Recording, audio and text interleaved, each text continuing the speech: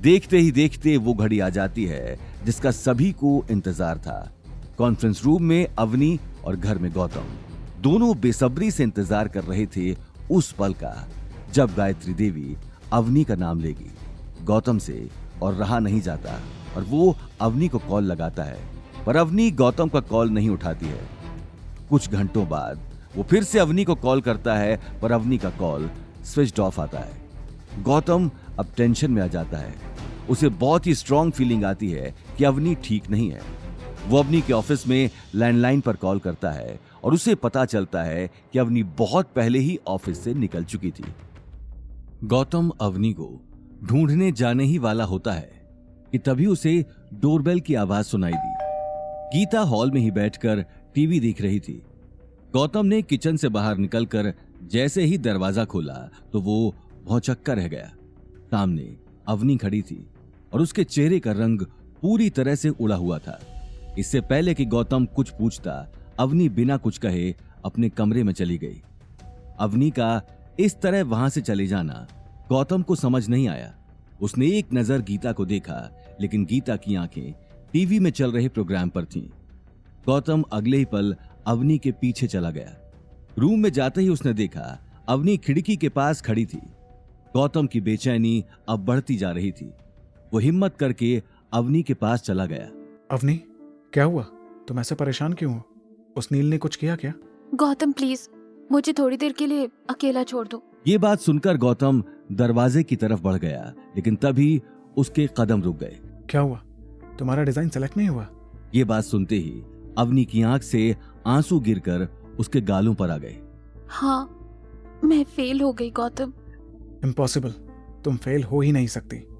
तुम्हारा design perfect था। तुम्हें क्या पता परफेक्ट डिजाइन क्या होता है? सॉरी गौतम, आई नो तुम सिर्फ मुझे चीयर अप करने की कोशिश कर रहे हो, पर मुझे इस बात का इतना दुख नहीं है कि मेरी डिजाइन सिलेक्ट नहीं हुई, जितना दुख इस बात का है कि दादी ने नील का डिजाइन सिलेक्ट कर लिया है। क्या दादी सा ऐसा कैसे कर सकती हैं? तुम्हारे डिजाइन से मुकाबला वो नील कभी नहीं कर सकता। तुम्हारी डिजाइन सच में बेस्ट थी। अब क्या फर्क पड़ता है मेरा डिजाइन कैसा था, कितना अच्छा था? इन सब बातों का अब कोई मतलब नहीं है। मुझे अभी तक इस बात पर यकीन नहीं हो रहा। आखिर दादी साथ तुम्हें और नील को कंपेयर भी कैसे कर सकती हैं? I mean, वो कहां और कहां तुम? अवनी, इन सबके पीछे जरूर कुछ ना कुछ गड़बड़ है। अगर कुछ गड़बड़ है तो भी मैं कुछ नहीं कर सकती। दादी सा ने नील का डिजाइन दिखाने से भी मना कर दिया। उन्होंने कहा कि ये कंपनी पॉलिसी के अगेंस्ट है। एक बार डिजाइन अवतार में सबमिट होके सिलेक्ट हो जाए तभी वो हम सबको डिजाइन दिखाएंगी, ताकि वो डिजाइन लीक ना हो।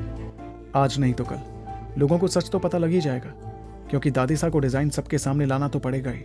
ज्यादा दिन तक वो छुपा कर तो नहीं रख सकती। ये बात सुनकर अवनी आगे कुछ नहीं कह पाई, लेकिन गौतम की आंखों में आग भड़क चुकी थी। वो अब जल्द से जल्द इस पूरे मामले की जांच करने वाला था। उसे पक्का यकीन था कि गायत्री देवी ने जानबूझ के अवनी के साथ पिछले दिनों का बदला लिया है। और गौतम का शक सही साबित होता है जब अग्रवाल ग्रुप में दादी सा नील को डिजाइन अवतार ग्रुप में सबमिट करने के लिए देती हैं। और नील डिजाइन को देखकर शॉक्ड हो जाता है, क्योंकि वो उसका बनाया हुआ डिजाइन नहीं है बल्कि अवनी का डिजाइन है। दादी सा, इसका मतलब आपने अवनी का डिजाइन मेरे नाम से रिप्रेजेंट किया है?